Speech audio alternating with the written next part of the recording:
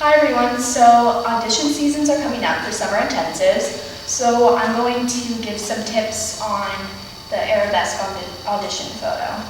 So this is really important for beginners like Kyla, who haven't really done auditions for summer intensives before, so I'm going to try to help as much as I can. Okay, so first things first is they like it away from the bar in the center typically, and also if you are not comfortable on point yet, you could do it on flat, just like this, or you can try it on demi-point. But if you are comfortable on point, you can try it on point. Okay, so it is a first arabesque photo, so that is in this position. Choose your side that feels most comfortable to you, and that you think is, sometimes we have a better side. Okay, so a good thing to start with is on the floor in the position, standing.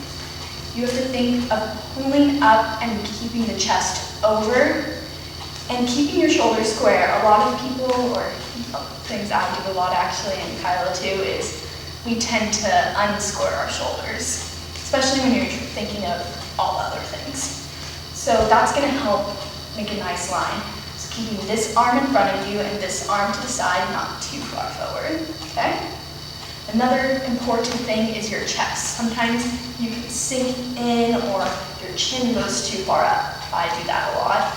So you have to think of just keeping it in a straight line like this. Okay, so make sure in arabesque you kind of have to keep your ribs closed, at least when you're on the floor, getting the feel of it. Can you tell me that, please? Okay, so make sure you're over your leg. And, okay, so now I'm going to lift up her leg to get an idea of the line. Okay. So make sure you, don't sickle your back foot. And make sure you don't bevel it too much, so it's like kind of like a claw foot, like that, I guess. So you want to make sure you're extending through your legs. Okay. So now we're going to get to taking the picture. So what you can do is, there are many ways you can get into the arabesque. One way you can do is start in Susu, and you can kick, like you can count 1, 2, 3, arabesque. Make sure you keep your shoulders square. Another way is you can do a piqué into the arabesque. Or another way that is really helpful for younger ones is to, here you go. So I can hold her hand in front, this one to the side. You can get into your position. You don't have to do it high. And then on like 1, 2, 3, I can step out, and then her arabesque, she could have it. Another tip for helping get the position right is to keep lengthening in the supporting the standing leg all the way up. You don't want to sink into it, and again with the hip, you don't want to, yeah, that was better. And getting over your box as much as possible. Thing that I do a lot, and I think Kyla does a lot too, is our chin. I either tuck it back when I do the arabesque, or I put it up too much, or I stick it forward. You have to think of keeping it straight. So you can just practice that standing in the position. Good, just like that. And keeping your shoulders down.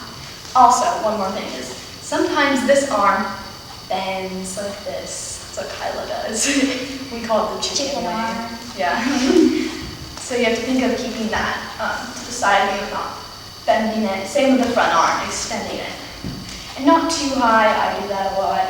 Keep it thinking forward to help you balance more. Yeah, don't tuck the chin. Okay, so with the supporting leg, the one that you will be standing on in the arabesque, make sure you turn out so it's not parallel. Turn out from the heel and the inner thigh as much as possible from the hip. Okay?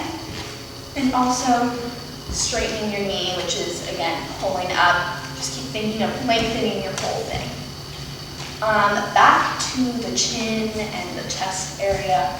Don't sink in it when you go into the arabesque, so don't go like that, arch your back. That's what I'm trying to say. Think of going forward if you tend to arch back more. Think of going forward and pulling up. Yeah, so keep it square. Yeah. Yeah. like